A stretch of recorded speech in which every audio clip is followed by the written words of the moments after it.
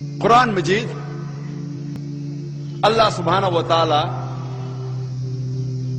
کی آخری وحی اپنے آخری پیغمبر محمد صلی اللہ علیہ وسلم پہ نازل کی گئی تھی۔ قرآن مجید ساری دنیا میں سب سے بہترین کتاب ہے، وہ ساری انسانیت کے لیے ہدایت ہے۔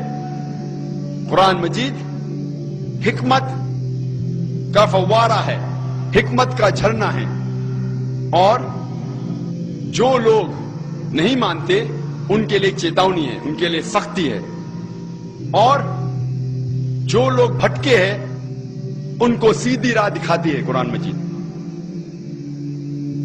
یہ قرآن شریف ایک ایشورنس ہے، جو لوگ کو ڈاؤٹ ہے ان کے لیے ایشورنس ہے، اور جو لوگ مشکلات میں ہیں ان کے لیے راحت ہے۔ یہ ساری خوبیاں کوئی بھی حاصل نہیں کر سکتا ہے جب تک وہ قرآن مجید کو نہیں پڑھے، قرآن مجید کو نہیں سمجھے، قرآن مجید پہ عمل نہ کرے۔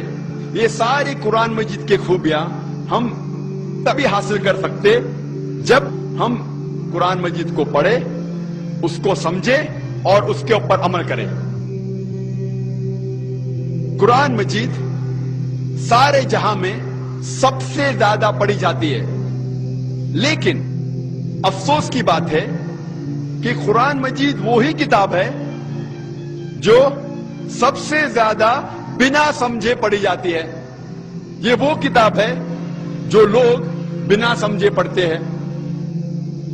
اسی لیے ہم مسلمان اور قرآن مجید کے درمیان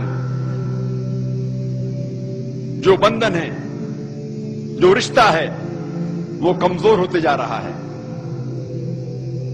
کتنی افسوس کی بات ہے کہ ایک شخص قرآن کے قریب آتا ہے، قرآن پڑھتا ہے، لیکن اس کے زندگی میں کوئی بھی تبدیلی نہیں آتی، اس کے جینے کے سٹائل میں، اس کے رہن سہن میں کوئی فرق نہیں آتا،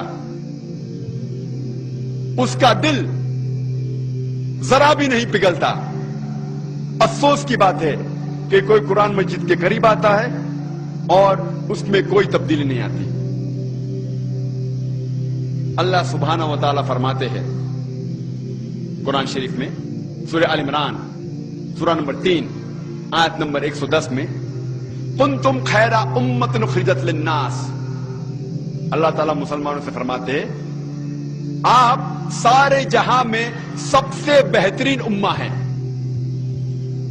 جب بھی کوئی تعریف کی جاتی ہے، جب بھی کوئی عہدہ دیا جاتا ہے، اس کے ساتھ ذمہ داری ہونا ضروری ہے۔ کوئی بھی عہدے کے ساتھ ذمہ داری ہونا ضروری ہے۔ جب اللہ سبحانہ و تعالیٰ اس آیت میں فرماتے ہیں، ہم مسلمان سے کہتے ہیں کہ ہم خیر امہ ہیں، سارے جہاں میں سب سے بہترین امہ ہیں، ہمارے اوپر کوئی ذمہ داری نہیں ہے؟ اسی آیت میں اللہ سبحانہ و تعالیٰ ذمہ داری بھی کہتے ہیں۔ اللہ تعالیٰ فرماتے تأمرون بالمعروف وتنہون عن المنکر وتؤمنون باللہ، کیونکہ ہم لوگوں کو اچھائی کی طرف بلاتے ہیں اور برائی سے روکتے ہیں۔